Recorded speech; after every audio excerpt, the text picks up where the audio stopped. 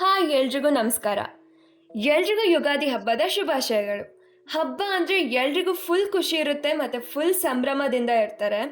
ಇವತ್ತು ಬೆಳಗ್ಗೆ ನಾನು ಬೇಗ ಎದ್ದು, ಅಂದರೆ ಬೇಗ ಅಂದರೆ ತುಂಬ ಬೇಗ ಏನಲ್ಲ, ಒಂದು 7 o'clock ಆ ಥರ ಎದ್ದು ನನ್ನ ರೂಮ್ನೆಲ್ಲ ಕ್ಲೀನ್ ಮಾಡಿಕೊಂಡೆ. ನನ್ನ ಸ್ಟಡಿ ಟೇಬಲ್ ಅದು ಇದು ಎಲ್ಲ ಫುಲ್ ಡಸ್ಟ್ ಆಗೋಗಿತ್ತು, ಅದನ್ನೆಲ್ಲ ನಾನು ಕ್ಲೀನ್ ಮಾಡಿಕೊಂಡೆ. ಯುಗಾದಿ ಅಂದಮೇಲೆ ಎಣ್ಣೆ ಸ್ನಾನ ಮಾಡೋದು ಇದ್ದೇ ಇರುತ್ತೆ. ನಮ್ಮಮ್ಮ ನನಗೆ ಎಣ್ಣೆ ಹಚ್ಚಿದ್ರು.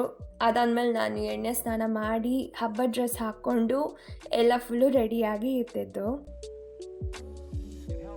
ಅದಾದಮೇಲೆ ಮಾವಿನ ಎಲೆ ಮತ್ತು ಬೇವಿನ ಎಲೆ ಎಲ್ಲ ಇರುತ್ತಲ್ವ, ಸೊ ಮಾವಿನ ಎಲೆ ಎಲ್ಲ ಜೋಡಿಸಿ ತೋರಣ ಮಾಡಿ ಬಾಗಿಲಿಗೆಲ್ಲ ಹಾಕಿದ್ದು ಮತ್ತು ಮನೆ ತುಂಬಾ ಡೆಕೋರೇಟ್ ಮಾಡಿದ್ದು.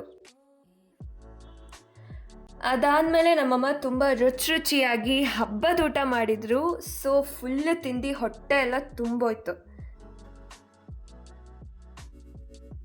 ಬೇವು ಬೆಲ್ಲ ಅಂದರೆ ಯುಗಾದಿಯ ಸ್ಪೆಷಲ್. ಬೇವಿನ ಮರ ನಮಗೆ ಎಲ್ಲ ಕಡೆ ಸಿಗುತ್ತೆ, ಈಸಿಯಾಗಿ ಮರದಿಂದ ಎಲ್ಲ ಕಿತ್ಕೊಬೋದು. ಆದರೆ ಬೆಲ್ಲ ಹಾಗಲ್ಲ, ಅದು ಸಿಗಬೇಕಂದ್ರೆ ನಾವು ತುಂಬ ಕಷ್ಟಪಡಬೇಕು. ಅದರಿಂದ ತುಂಬ ಪ್ರೋಸೆಸ್ ಇರುತ್ತೆ, ತುಂಬ ಪರಿಶ್ರಮ ಇರುತ್ತೆ.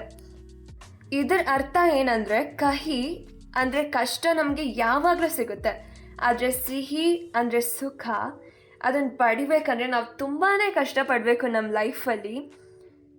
ಸೊ ಇದಾಗಿತ್ತು ನನ್ನ ಯುಗಾದಿಯ ವ್ಲಾಗ್. Thanks for watching. ಸಿಗೋಣ ನೆಕ್ಸ್ಟ್ ವ್ಲಾಗಲ್ಲಿ.